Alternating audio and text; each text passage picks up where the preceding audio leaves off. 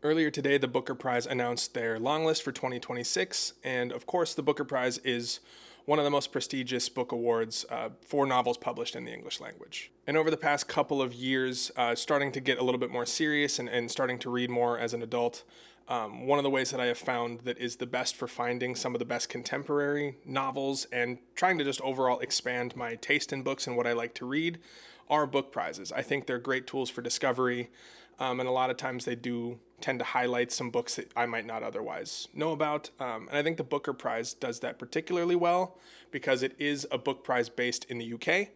And a lot of the books generally each year that are published aren't sometimes yet published in the United States, or at least haven't reached a wide audience in the United States. So I always find that it's good to review these, and I found that a lot of the previously nominated and winning Booker Prize books have been fantastic. Plus, starting to talk about books on the internet and post here on YouTube is something I've been wanting to do for a while. And so when the prize was announced, when the long list was announced earlier today, I figured what better way to get started than to kind of go over the long list, read about the books, tell you guys about which books were selected, and then commit to reading every single one of the books before the shortlist comes out, which I think is towards the end of September, and just kind of force myself into this project. So that's what we'll do here in just a second. I'm going to pull up the long list and we'll kind of go over each of the books. Okay, as I was scrolling down to the long list here, I did happen to notice there is a book on here that one I expected to be on there and is actually a book that I already own. So I'm just going to go in the order they have them posted, but that one will show up a little bit later. All right, so the first one here is The Shadow of the Object by Chloe Arigis. I hope I'm pronouncing that correctly. This is a book that I haven't heard of at all. The Shadow of the Object. All right, let's see what they have to say about it. A magnificent work of shadow play and a meditation on desire, metamorphosis, and mortality. Immediately, that sounds pretty interesting. Florida is visiting home in Mexico when the family dog leaps up and bites her hand. She finds herself in hospital where she undergoes several surgeries and meets Wilhelmina, an elderly German woman with pneumonia who collects pre-cinema toys and instruments. The two of them embark on a series of dreamlike conversations in the hospital corridors. Wilhelmina puts on a magic lantern show for Flora, leaving her spellbound. Interesting, I wonder if this is going to be magical realism. When things take an unexpected turn, Flora finds herself entrusted with an important mission. She returns to London, where she resumes her job polishing silver at a jewelry shop, and strikes up a strange friendship with Wilhelmina's son, Max. As Flora dips in and out of her imagination, she is increasingly aware it's not only the magic lantern that projects, and her perception of reality is subtly altered. That does sound really interesting. It sounds like it might be a little bit of magical realism, which is a genre I definitely don't have a ton of experience in. So that the fact that I am going to be reading all of these books means that I will get a chance to explore. Okay, let's get to the next one. Switzy by Emma Cline. I feel like I've seen this book cover somewhere before. I probably have. Okay, Switzy by Emma Cline. A mesmerizing portrait of an aging man's last pilgrimage from the New York Times bestselling author. A private plane cuts through the winter night somewhere over Greenland. David, a retired executive, sits back in his leather seat, playing solitaire on his phone. Click, click, drag, click. The notebook in his jacket pocket is filled with familiar phrases, urgent reminders to himself, but he struggles to recognize his own handwriting. A mystery among many mysteries, the world once so knowable has been rendered inscrutable. This is what David knows. Cody, his assistant, asleep in the seat next to him, will shepherd him along the voyage. A stopover in London, dinner with his adult daughter, a meeting in France with an old friend estranged for decades. His final destination is Zurich. God, this is a long intro. David glides through hotel rooms and airports in foreign cities, running out the clock on his mortal life. His grasp on the present slips away, and the past rushes in. The Sunday roasts of childhood, the stiff clothes meant only for church, a summer at a school friend's house, the losses and missteps that punctuate a life. As David's arrival in Zurich looms, an exquisitely rendered portrait of an unraveling mind emerges, both darkly humorous and profoundly moving. Hypnotic and startlingly original, Switzy probes the depths of human consciousness, revealing what a man is left with when the accomplishments and compromises that have defined him and the illusions he's relied on vanish. Boy, that was a long-winded introduction, but that does sound like something I would be really interested in. September 10th, 2026 is when that is published. Yeah, so that is kind of one of the problems with reading a long list. It's published less than 2 weeks before the shortlist is announced. As long as there aren't too many that are like that, I should just be able to pre-order this, hopefully to the United States, and be able to read it. But yeah, I mean, it sounds like a cool mystery. And I really like stories that kind of delve into the past, especially somebody reflecting on their own past and how it manifests in their present. Okay, next we have Helen of Nowhere by McKenna Goodman. And the cover that they have here is just solid blue with white lettering. I'll put it on the screen. But something about that, interestingly, when you see a cover that's like bright and vibrant, it seems interesting, like you want to read it. But this actually also has the same effect to me when there's absolutely nothing on the cover but the author's name and the title.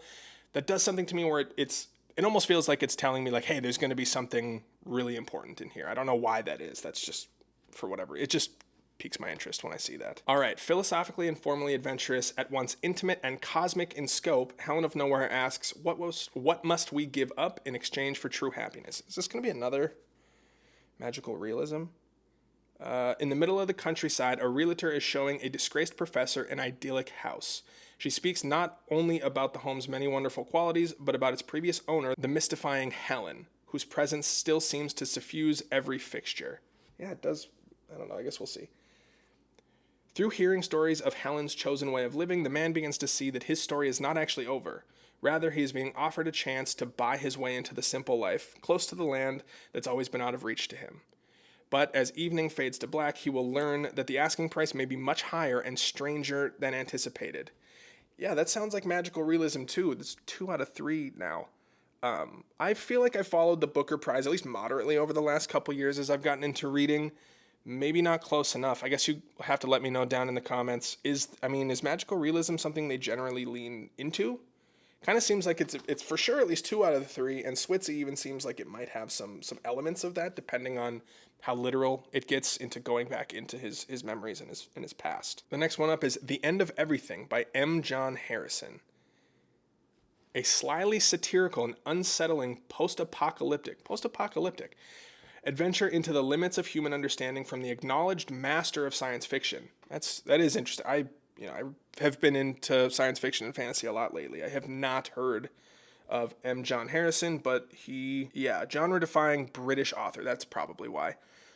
Interesting. Another one that's not super literal. Philip Tenement makes his living at the tide line, collecting artifacts that wash up from the channel. It's been years since the crisis changed everything, but its the exact nature remains obscured. Government barely functions, the seas are full of new creatures, Europe has been mislaid. It feels like the end. Now Philip has fished out the water an object he can't keep, a creature that keeps changing, an artifact he must take inland before it destroys everything he thinks he knows. Yeah, that sounds good. I like I said, I've been really heavy lately into science fiction and fantasy.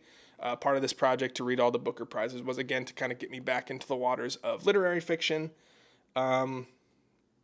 Interesting. That doesn't tell me a whole lot about what the story is going to be about.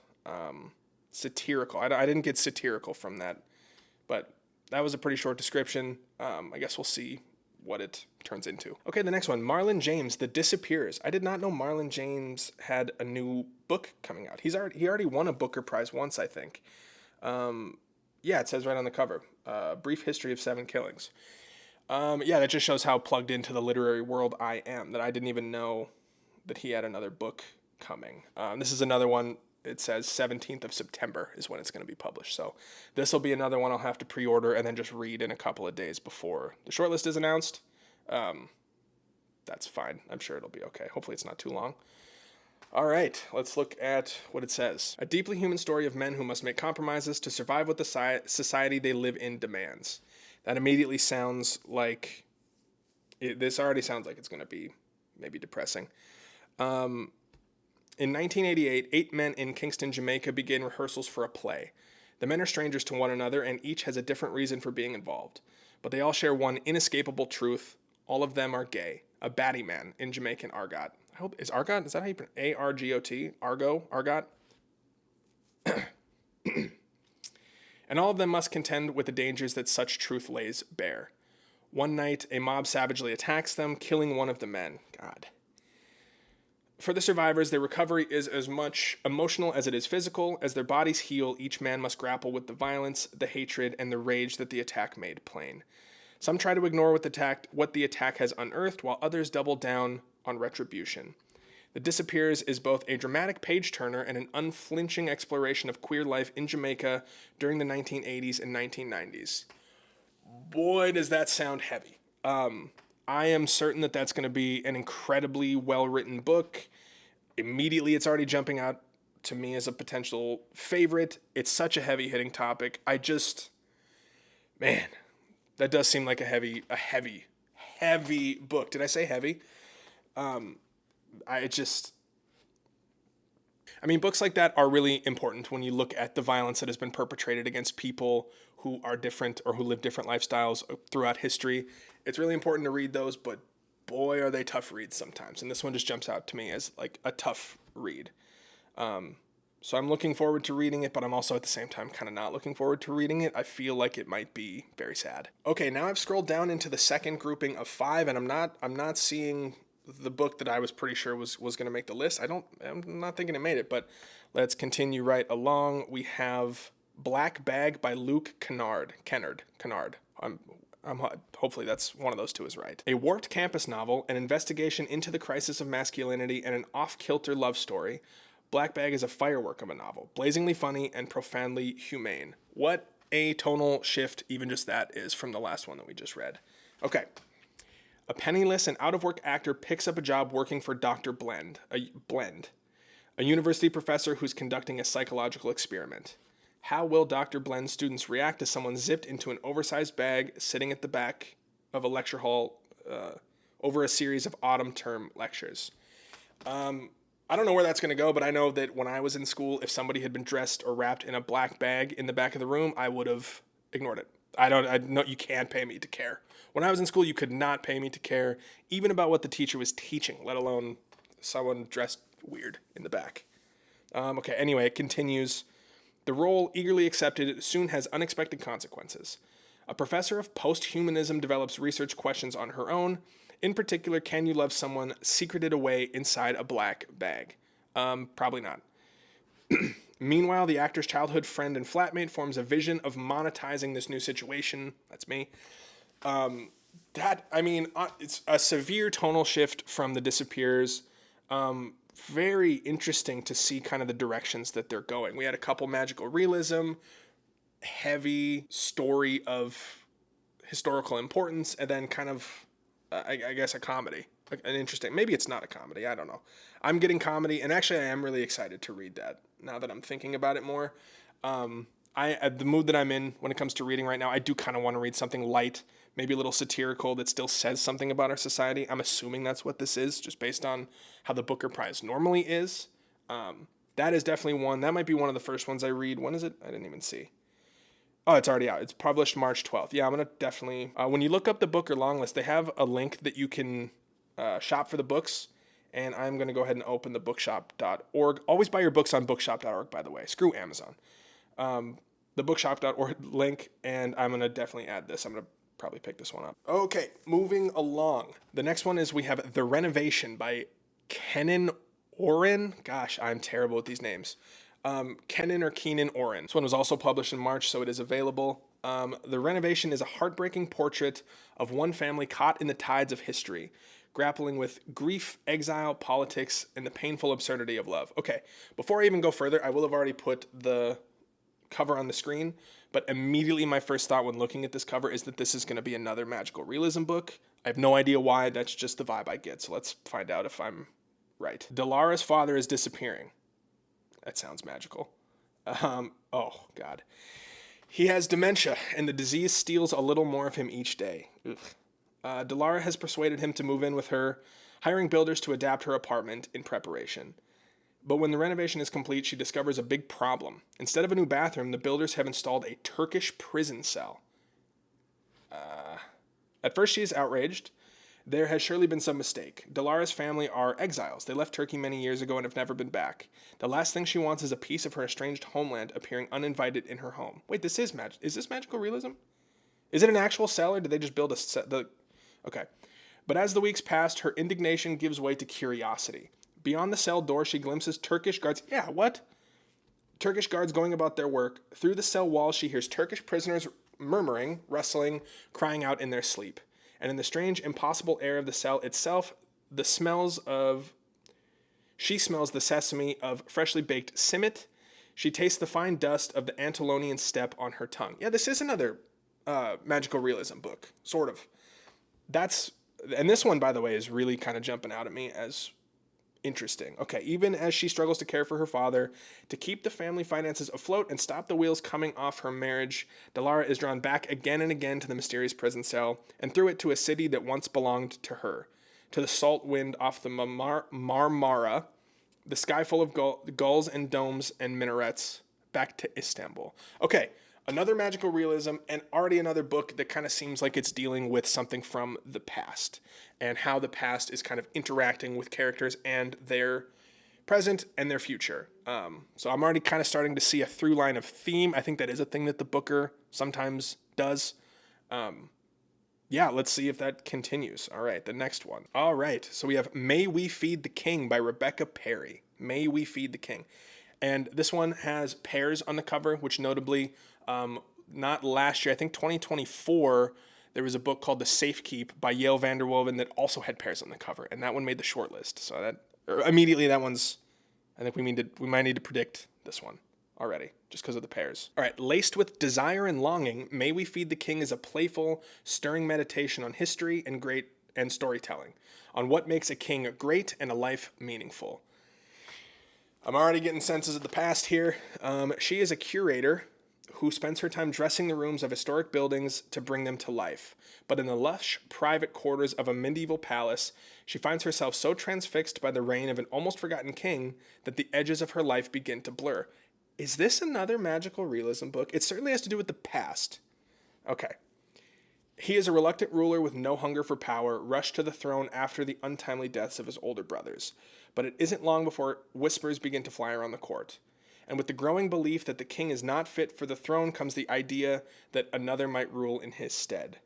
May We Feed the King dances between the lives of a historical subject who risks the future of his kingdom and a woman who turns to the past to hide from her present. Yeah, that's what I was just saying.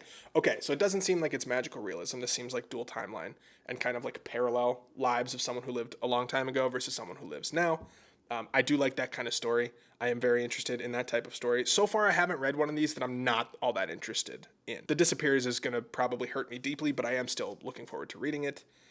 But yeah, this one doesn't seem like magical realism, but is once again an exploration of the past and its effect on the present. So I think we found our Booker through line. All right, let's keep it moving. So the next one, we have this book with a picture of, looks like a woman's POV in an empty apartment. It's called The Palm House by Gwendolyn Riley. A novel of enduring friendships and small mercies, The Palm House offers us Gwendolyn Riley's trademark keen observation and wit, and leaves us somehow with a curious sense of possibility. Gwendolyn Riley, I'm not sure that I'm familiar with that name. If you are familiar with her books, I'll probably look her up once I'm done making this. But yeah, if you like her books and you're interested in them, let me know down in the comments, same as any other thing you want to tell me. Okay, Laura Miller and Edmund Putnam have been friends for a long time. Theirs is a happy meeting of the minds, with long evenings spent huddled in an ancient pub by the Thames, where they share office gossip, reflect on their teenage passions, and lament the state of the world. Same. Recently, though, Putnam has been harder to reach. He has lost his father, and the magazine to which he has dedicated his life has been hijacked by an insufferable new editor, Simon Call Me Shove Halfpenny. What a name. Laura has her own problems with a prickly mother and a tricky past again. And in a beautiful and indifferent city, her day-to-day life is precarious. But as Putnam starts to sink into despondency, she must try to bring him back. Not as heavy on the past, at least from what I can tell from reading that, as the other ones.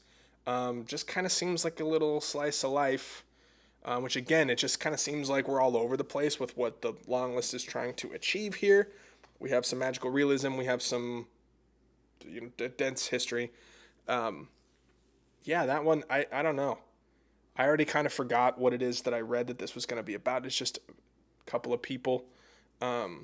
So yeah, it's already out, so I can pick it up. But so far of the ones that I've read, that one definitely seems like it is the one so far that I'm least interested in reading. But shouldn't judge a book by its cover or before you actually read it. So I won't say anything more. Ooh, all right. Next we have Elizabeth Strout, The Things We Never Say. Could this be the year? Elizabeth Strout has been shortlisted, I think, for Booker Prize, and she definitely has won a Pulitzer Prize for Olive Kitteridge, which I still haven't read, and I know I need to. I've seen covers of her other books. I actually haven't read an Elizabeth Strout, but I'm really glad I'm getting an excuse to. But yeah, no one has ever won both a Pulitzer Prize and a Booker Prize, just because it's only been pretty recently that the Booker has allowed for American writers, that American writers have been eligible to win a Booker Prize. I really thought James was going to be the first one to do it, but no. Got Orbital, too. That was like one of the last ones that I would have expected to win. Never read it, still haven't read it, so I don't want to say anything negative, but let me know what you think. Okay, The Things We Never Say by Elizabeth Strout. With exquisite prose and profound insight, Elizabeth Strout captures the way grief reverberates through decades, the past, the comfort found in deep friendships, and the freedom that comes when we break free of our secrets. Yeah, I mean, there's definitely a through line. Okay. Artie Dam is a man with a secret. He spends his days teaching history to high schoolers, expanding their young minds, correcting their casual cruelties, and lending a kind word to those who need it most. He goes to holiday parties with his wife of 3 decades, makes small talk with neighbors, and on weekends, takes his sailboat out on the beautiful Massachusetts Bay. He is, by all appearances, present and alive. But inside, Artie is plagued by feelings of isolation. He looks out at a world gone mad, same, at himself and the people around him, and turns a question over and over in his mind.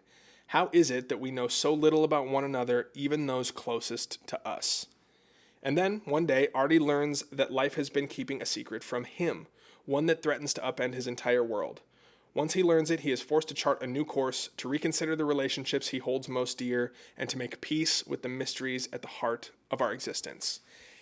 Yeah, I mean, that definitely seems like something I'm super excited to read. When was that published? May 7th. Okay. Yeah, I've heard great things about Elizabeth Strout's writing. As I'm looking at it, though, one of the I'm a little concerned. Just a tiny bit concerned, and I'll tell you why. I'm looking at the cover, and there's 3 blurbs by 3 incredible authors, and I'll read them for you. A terrific writer, Zadie Smith. A superbly gifted storyteller, Hilary Mantel. One of my very favorite writers, Ann Patchett. By the way, Ann Patchett, who I have not seen Whistler, that's not the book that I expected. I was thinking Transcription by Ben Lerner would be on there. I haven't seen either of them yet, which is interesting. But the reason I'm a little bit worried about The Things We Never Say, the 3 blurbs that are on the cover don't say anything about the book itself. They're all complimenting Elizabeth Strout as a writer. And this is something I've encountered before with a recent Pulitzer Prize winning book. I'm going to do a video about that. But sometimes when the blurbs only talk about how great of a writer the person is, especially when they've had a career like Elizabeth Strout, sometimes maybe we're overlooking the actual story itself. Maybe we're overlooking the book itself. And perhaps this is a nomination that's sort of like a respect for her career. Although I haven't seen, well, we'll talk about that later. But yeah, I'm super excited to read that. I mean, the intro sounds really good. Definitely sounds like something that's up my alley. But we'll see. Okay, we only have 3 left, and this next one is the one that I already own. The one that another one that I thought would probably make it. And that is John of John by Douglas Stewart. Douglas Stewart, the second of the 13 Booker nominations for this year's longlist that have a previous Booker win, both him and Marlon James. John of John is the heartbreaking story of a young man's return home and how the bonds of family life are torn by the weight of expectation. Boy, does that sound like something that's up my alley. I don't even need to read more. I already know what it's about. I've already read the inside of the dust jacket. I bought the book. But I will read it for you. Out of money and with little to show for his art school education, John Callum MacLeod takes the ferry home to the island of Harris to find that not much has changed except for him. In the windswept croft where he grew up, Cal resumes his old life, caught between the 2 poles of his childhood. His father, John, a sheep farmer, weaver, and pillar of their local Presbyterian church, and his Glasgowian grandmother, Ella, who has kept a faltering peace with her son-in-law for decades. While Cal wonders if any lonely men might be found on the barren hillsides of his home, John is dismayed by his son's long hair and how he seems unwilling to be saved. Ooh, That's the thing that really got me. I remember now, that's the thing that made me the most interested in reading this book. As the seasons pass, everything is poised to change as the threads holding together the fragile community become increasingly entangled. John of John confirms Douglas Stewart as one of the great British writers working today. Even though I think, doesn't Douglas Stewart live in the United... I think he lives in the United States now, but whatever, they can say what they want. USA, no. No. Okay. No, that was the thing that really first drew me to this book when I was reading the inside of the dust jacket cover. Obviously, this again has to do with the past, which makes me not at all surprised to see it here. It's also in the religious angle. His father is upset at his unwillingness to be saved, and I love that kind of story. There's something I absolutely love in both books and movies when we're looking at human beings and how they interact with religion, and how a lot of those human beings can kind of bastardize religion for their own means and their own gains, even when they don't realize it. And just how being religious can give you some sort of moral high ground from which you think what you're doing is right and is justified based on the religion that you're going against by doing the bad things that you're doing. So that is really the angle, I think, that made me really want to read this book. I cannot wait. I already own it. This is definitely going to be the first of the books that I get to. I'll probably start it tonight. All right, we got All Them Dogs by Jamel White. I assume it's D-J-A-M-E-L. I assume that's Jamel White. All Them Dogs. By turns savage, thrilling, and unexpectedly tender, All Them Dogs is a gripping story of violence, lust, and greed that explores one man's struggles to find his place in an unsparring world. Boy, that sounds gritty. Which is kind of going against what the rest of the long list is doing. Obviously, The Disappears will likely be very gritty and sad and grounded. But a lot of them have been kind of either overtly magical realism, or if not, then at least ethereal and in the mind. But this one definitely seems like it's going to be a very grounded, gritty story. What does it say? Things are different since Tony Ward landed back in town. The West Dublin gangland has changed. That sounds so interesting. The West Dublin gang. That just sounds cool to me. His old mentor is dead, and his best pal, Kenny Boyle, is on the straight and narrow. Kenny. After 5 years keeping quiet across the way, Tony is keen to reinstate himself, and when the opportunity arises to work side by side with Darren Flute Walsh, a top enforcer of notorious crime boss Angus Lavelle, it feels like a no-brainer. Biting off more than he can chew has never bothered Tony Ward, but Flute Walsh is not the meek, quiet boy Tony remembers from school. Brooding, stoic, and unpredictably dangerous, Tony finds himself drawn in to his new associate in more ways than one. Ooh. Is this going to be like a queer gang love book? That is such an interesting angle that you just don't, generally you don't see in gangster fiction, and it's a really underexplored angle to gangster fiction, and that sounds so cool. I'm so excited to read this. Okay. With retribution from his past actions always close in the rear view, the protection offered by Flute's standing in the gang is crucial. But how safe is Tony really when a mutual attraction starts to complicate matters? Yeah, that's going to be great. Queer gang love and like, especially like the culture inside what I've never been in a gang, look at me. But what I imagine the culture inside a gang is probably overtly homophobic. And so, yeah, I imagine just the fact of being gay in a gang. I guess it doesn't overtly say that. So I don't want to put that on this if that's not actually what's happening, but that kind of seems like is what's happening. And that would form its own challenges in a different but also kind of similar way to The Disappears, where just being gay is in its own way a form of danger in the life that you find yourself in. This sounds awesome. I am very excited to read this one. Please tell me it's published. March 26th, 2026. Thank God. Okay. All right. Let's get to the last one. And then what we'll do is I'm going to rank them based on which ones I think are most likely. No, I'm going to rank them based on my excitement to read them. And then I'm going to kind of give a prediction of what I think might be the 5 or so that they choose for the shortlist. Okay. The last one is called The Vivisectors by Missouri Williams. And immediately, I'm going to just tell you, this is what the cover looks like. Immediately, I'm either going to absolutely want to read this book and I'm going to love it, or just based on the cover, I'm not going to be interested at all. I really hope it's the first one, because so far, every one of these books is a book that I'm looking forward to reading for the most part. Okay. The Vivisectors, Missouri Williams. Coursing with icy suspense and rendered with violent precision, The Vivisectors is a new kind of love story for a broken era. Okay. In a famed but crumbling university city overrun by vegetation, where power is held in a fragile balance between the academics and a contingent of rogue gardeners, Agatha spends her days listlessly propping up the career of her fraudulent professor boss. This is also kind of leaning dark academia, which is really cool. That's exciting. That sounds like I'm going to like it. I think we're leaning towards the first. Okay. One day, a campus scandal threatens to rupture her carefully managed routine. Adam, a contrarian, and the pet student of her boss comes into heated conflict with a rising young professor, with both men claiming discrimination. As the crisis consumes the university, Agatha remains unmoved.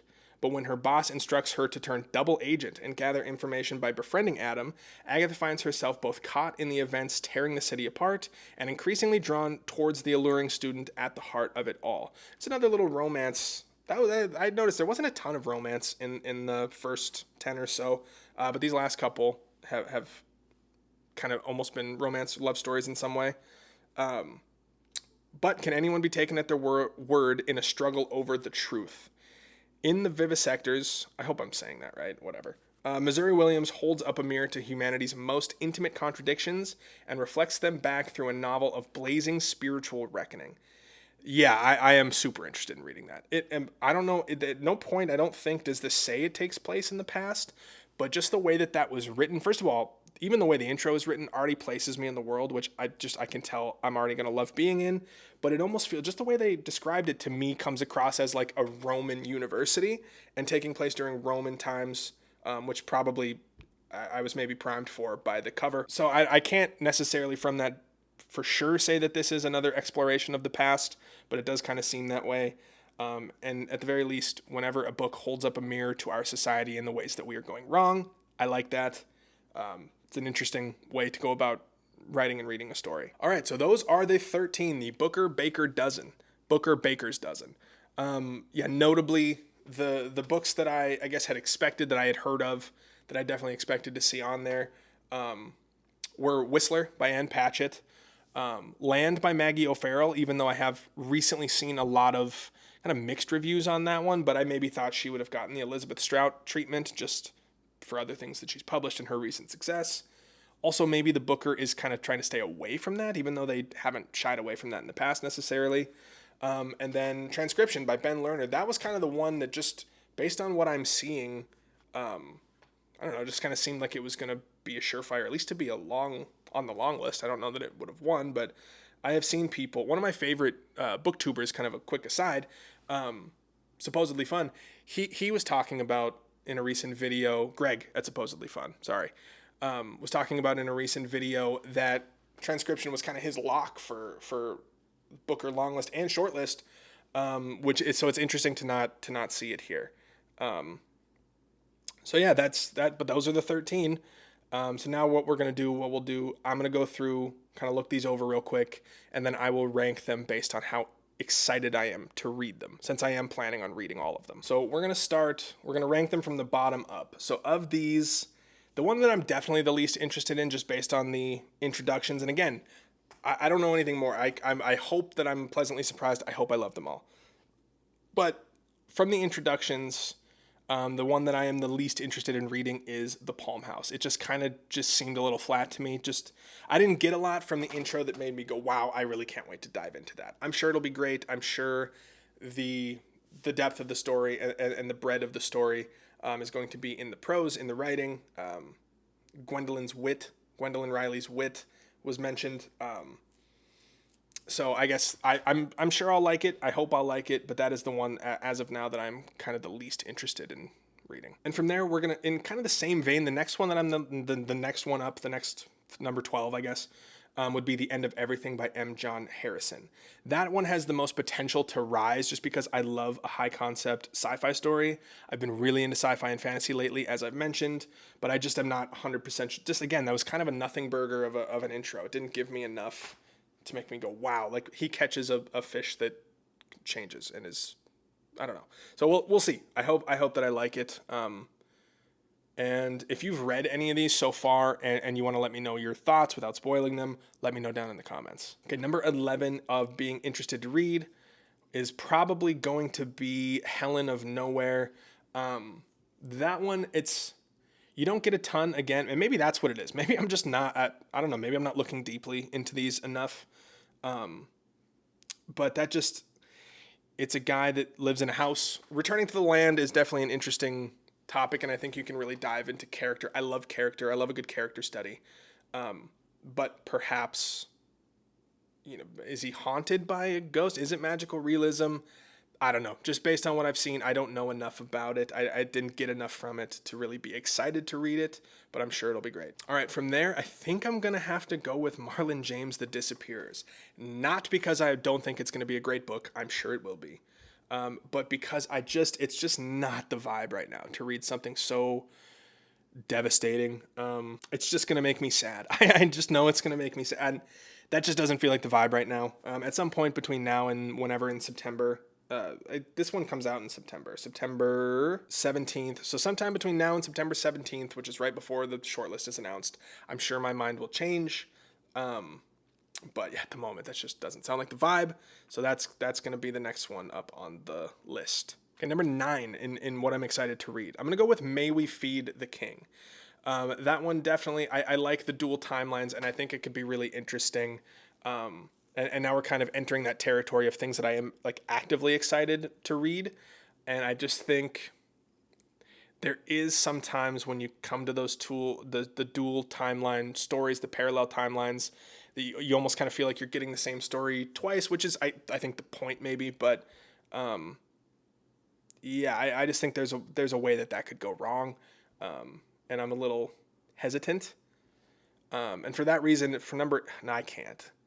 I was gonna say The Things We Never Say at number 8, but just with Elizabeth, I'm just more excited than anything to finally get to an Elizabeth Strout book, and that it happens to be nominated for a Booker. I'm just gonna trust that it's good. So I think for number 8 on the list, I think I'm gonna do Switzy. I love the idea of, they kind of made it sound like he's a rich guy who is either going insane or towards the end of his life, and kind of reflects on that. And there's a lot of different angles you could take with that. I don't know if it's going to be like regret filled. I guess maybe that's the thing I'm least excited about, because it just seems like it'd be easy to make a book now about like a billionaire who looks back on his life and feels sad about all the things he's done. That would be cathartic for a lot of us, I'm sure. But I think maybe there would be more interesting ways that you can do that, and perhaps that's what this is. So that one, I guess, would go next. And then number 7, I think I'm going to go with The Shadow of the Object. I haven't, dove too much. I haven't jumped into magical realism really at all in fiction. I have a few books. I have 100 Years of Solitude. I have, what's that one called? Salman Rushdie, Midnight's Children. I would love to get to those. I've been meaning to get to those books. Now I can finally get to a magical realism book. I guess assuming that's what that is. It says it's like a magic puppet show, but I don't know for sure. But anyway, it just, the magical elements sound really interesting to me, and I am excited to get to that, but just not as much as some of these other stories kind of jumped out at me. All right, next. So this will be 6th. The one I am the 6th most interested in reading is going to be The Vivisectors. Again, just because of the ways that can go wrong. I really think the setting is going to do a lot of work here. I'm excited about that. But in terms of the characters and stuff, if it just turns out to be a love story, that's great. It's not really my thing. So that one's going to kind of be dependent on, God, I could have maybe even moved that one down. That one's going to really be maybe the most dependent on execution here. So we'll leave that at 5. Number 4, I'm going to go with The Renovation at number 4. Just because, again, this exploration of the past and like having a portal being built into your house to take you to your homeland that you were at one point kicked out of is such a cool idea. And now that I'm thinking about it, The Renovation is going to be 3. Number 4, most excited that I am to read. Wait. That was 5. Black Bag is 4. I'm lost. Who knows? Black Bag seems interesting. I'm kind of in a lighter mood of reading. I've been reading some fantasy, but not super dark fantasy, so that's been fun. So yeah, I think Black Bag is definitely something I'm really interested in, and kind of the psychological aspects of it, mixing maybe some satire, some comedy. I'd like to laugh at a book, so I'm gonna put that one at 5. I'm gonna put The Renovation at 4, and then, okay, 3. I'm gonna put The Things We Never Say. I'm really excited to get to an Elizabeth Strout book, but again, I'm a little concerned. But the story itself about having a secret and trying to figure out that mystery of what's really going on, having some reveal, and then kind of just how secrets can guide us and how our past can guide us. First of all, it seems really in the vein of what the Booker is trying to do this year, and it's just something I'm really interested to get to. I think the number 2, the next one would be All Them Dogs. Yeah, I love a good crime story. I love good crime movies. You'll learn this about me at some point. I'll make a video maybe, but my favorite movie of all time, as film bro-y as it is Goodfellas. It's the movie I watched that got me into movies, that made me want to be a filmmaker, and that made me love movies. So I've always had a soft spot for anything like crime or gang fiction related, and then to mix in the fact that like within that you're gonna have potentially a queer love story makes it all the more interesting, and just the way that was presented, that All Them Dogs was presented, I'm super excited to read it. And then most excited, I think, is going to be John of John. I already picked it up. It's a book I already bought. I have to put it number 1. I already bought it of my own accord, before knowing it made the long list. But yeah, I love a good like religion story, and how people misuse their religion. And maybe that's more of a subplot than a main plot. It could be more about his relationship with his father, something I'm also very interested in, something that also hits very close to home for me. And yeah, John of John, I'm really excited to read that one. And then that brings us to the end of the video, my first ever video. Please like and subscribe if you haven't, if you made it this far. For the 4 of you that have, please like and subscribe. Yeah, so let's go ahead, and I'm going to try to make a prediction of the 5 books that I think are going to end up being on the short list. Again, just based solely on what I know of the Booker from just a couple of years of loosely following it, and my interpretation of kind of what they're trying to say and the through lines in the books. I think for sure I can confidently say that with the most confidence, I feel like I can put The Disappears by Marlon James in there. He's such a great writer, and he's won a Booker Prize before, which maybe could go against him, but has anyone won more than one Booker? I'm sure there has been someone. But yeah, just the subject matter of it, and then the writer who's approaching that subject matter being as talented as he is. I just feel like that one's kind of a surefire thing, as far as sure as I can be. I think The Disappears by Marlon James will be in the shortlist. I also feel like I want to say that I think Switzy is going to be on there. You know, I think the fact that it even made this list with the directions that type of story can go, the fact that it made the long list and the judges have already shown an affinity for it, I think it probably really sticks the landing of what it's trying to do. And I just feel like it's so poignant to our times. I think the Booker likes to be very poignant. Most book prizes like to be poignant. But I think Switzy kind of hits that.